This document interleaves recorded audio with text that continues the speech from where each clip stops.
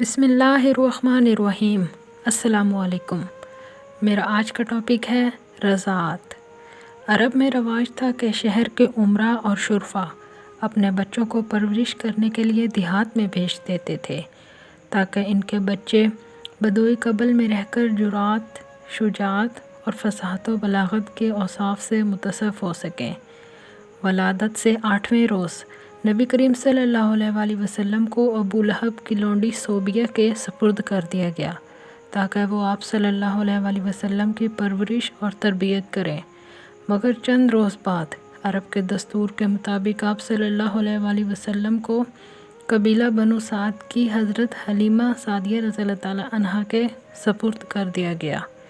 حضرت حلیمہ سعدیہ رضی اللہ تعالیٰ عنہا نبی کریم صلی اللہ علیہ وآلہ وسلم کو ہر 6 ماہ بعد آپ صلی اللہ علیہ وآلہ وسلم کی والدہ ماجدہ اور دوسرے رشتہ داروں سے ملانے لاتی تھیں۔ زمانہ رضاعت میں نبی کریم صلی اللہ علیہ وآلہ وسلم کی وجہ سے آپ صلی اللہ علیہ وآلہ وسلم کی رضاعی والدہ حضرت حلیمہ سعدیہ رضی اللہ تعالیٰ عنہا کی یہاں بہت برکت اور وسعت ہوئی۔ ان کی معاشی تنگ دستی ختم ہو گئی۔ آپ صلی اللہ علیہ وآلہ وسلم 4 سال تک حضرت حلیمہ سعدیہ رضی اللہ تعالیٰ عنہا کی گود میں تربیت حاصل کرتے رہے۔ پھر وہ آپ صلی اللہ علیہ وآلہ وسلم کو حضرت آمنہ رضی اللہ تعالیٰ عنہا کے پاس لے آئیں۔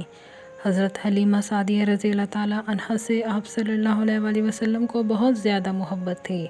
ایک مرتبہ وہ آپ صلی اللہ علیہ وآلہ وسلم سے ملنے آئیں تو آپ صلی اللہ علیہ وآلہ وسلم میری ماں کہہ کر ان سے لپٹ گئے۔ اگر آپ کو میری ویڈیو اچھی لگی ہے تو آپ میرے چینل کو سبسکرائب کر دیں اور میری ویڈیو کو لائک کر دیں۔ بہت جلد ایک نئی ویڈیو کے ساتھ حاضر ہوں گی۔ اللہ حافظ۔